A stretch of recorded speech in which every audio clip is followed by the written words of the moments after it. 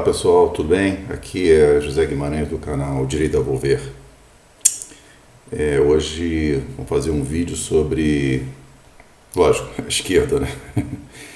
As barbaridades que esses caras da esquerda tentam empurrar pra gente, né? No Brasil muito bem representados pela extrema imprensa, né? E seus jornalistas e pela essa organização criminosa chamada Partido dos Trabalhadores, né? Devia ser proibido de concorrer a qualquer coisa, porque aquilo ali realmente não tem paralelo no mundo do que os caras são capazes de fazer de nocivo para todo mundo, né?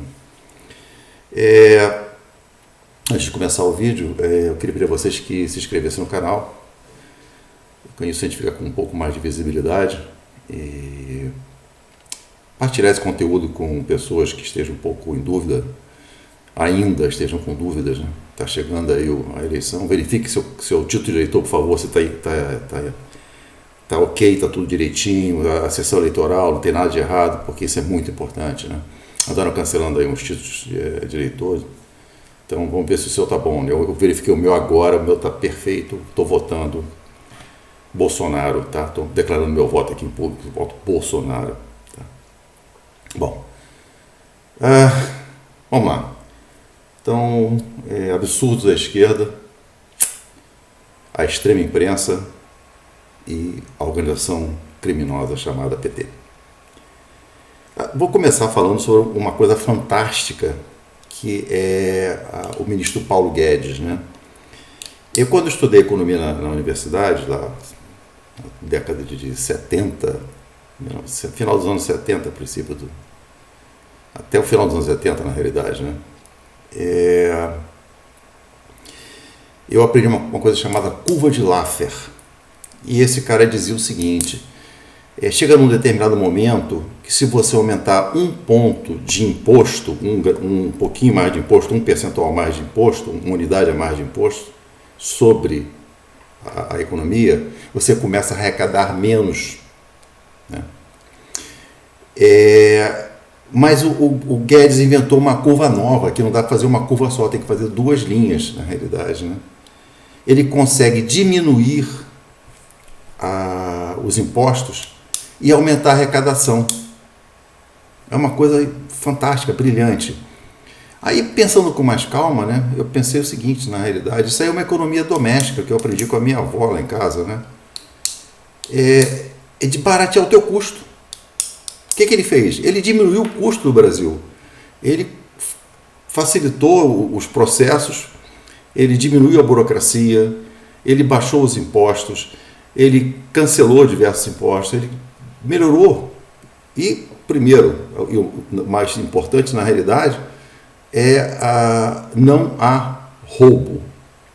Quer dizer, não há roubo. Deve haver, lógico, sempre tem, mas deve ser assim uma coisa tão pequena que eles não conseguem nem explorar. E isso aí provavelmente é o quinto nível que acontece, né?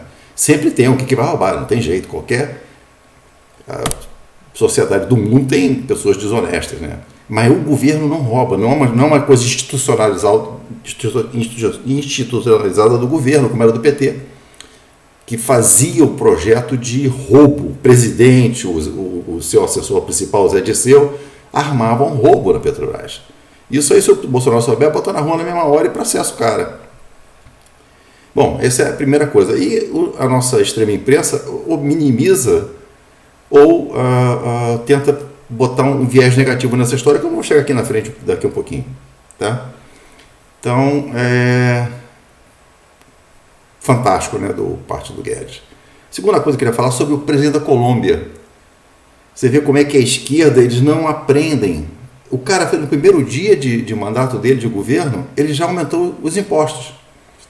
Ou seja, a esquerda é louca para destruir a economia doméstica das pessoas mais simples. Você aumenta imposto, quem sofre mais é a pessoa mais humilde. Quer dizer, a esquerda o tempo todo prejudica o mais necessitado. Sempre que tem alguém na esquerda no governo, a pobreza aumenta, a corrupção dispara, é uma coisa absurda, e o país afunda. Olha para a Argentina, olha para a Venezuela, os caras estão passando fome lá. Voltando agora para a extrema-imprensa, né? E os seus jornalistas. Eu vi uma coisa que o Bolsonaro falou brilhante, que ele falou o seguinte: se eu zerar os crimes, vão me culpar de criar desemprego entre os bandidos. Verdade. Imagina, não tem, o cara parou de ter assalto, vai ficar desempregado, né? Outra que é impressionante, que essa eu até hoje fico pensando como eles são canalhas, é uma coisa fantástica. Fique em casa, a economia a gente vê depois. Isso só não entende que para uma economia, que destrói uma economia, quem for extremamente burro ou que se for extremamente desonesto intelectualmente. Não tem outra opção. Não tem, eu sinto muito. O cara parou de produzir, como é que se vai ter riqueza? Não tem como. Se você para de trabalhar, você é diarista, por exemplo, você não recebe. Então você vai receber menos ou não vai receber nada se não for trabalhar dia nenhum. Né? E agora a imprensa começou, quer dizer, já há algum tempo, começou a culpar o presidente pela inflação alta. A inflação alta no mundo inteiro, inclusive no Brasil, graças aos bandidos da esquerda que pararam o país. Né? Com essa história de fica em casa, a economia a gente vê depois. Quer dizer, é uma desonestidade permanente. Né? São canalhas e desonestos.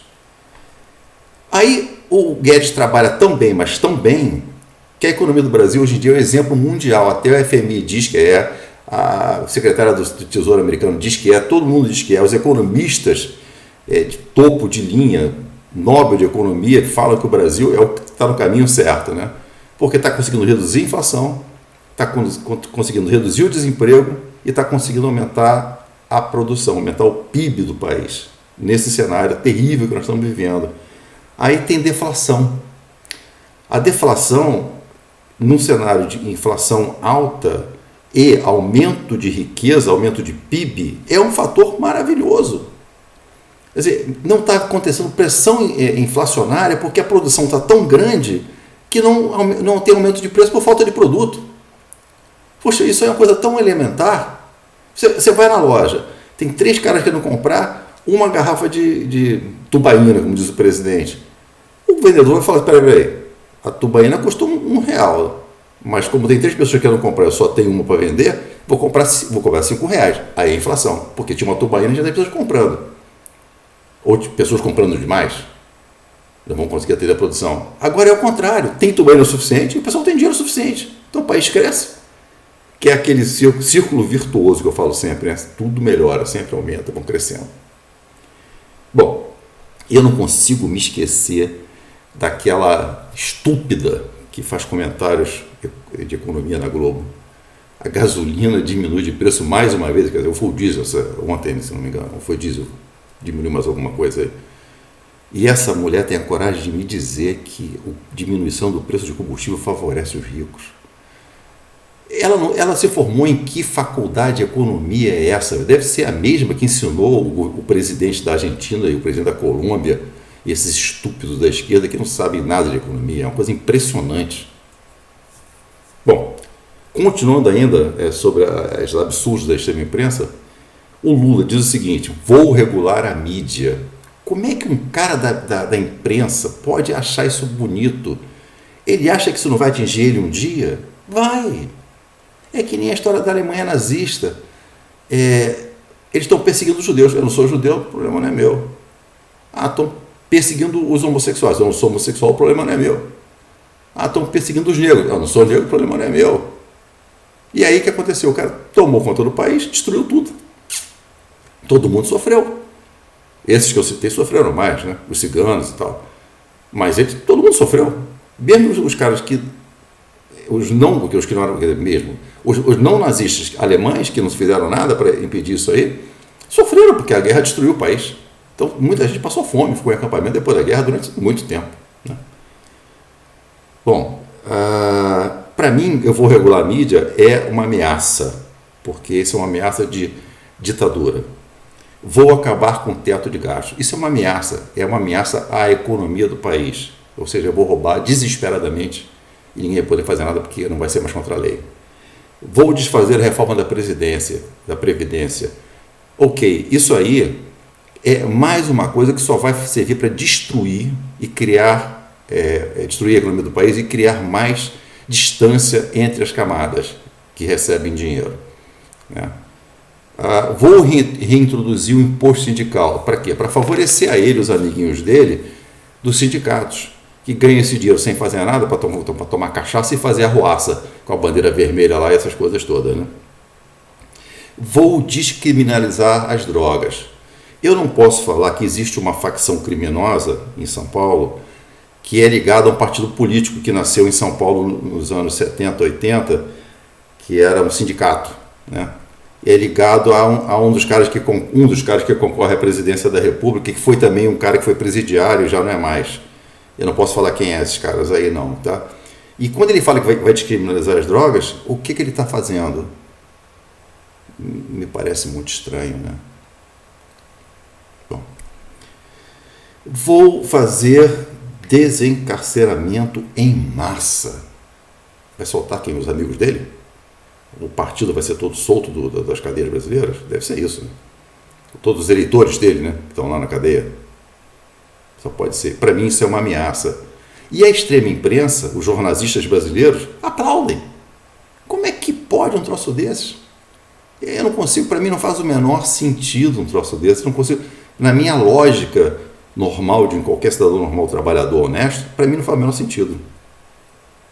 Voltando a falar sobre coisas terríveis que vão acontecer. O Chile já foi um exemplo na América Latina de um país que se livrou do populismo e criou um país que progredia, melhorava o melhor IDH da América Latina.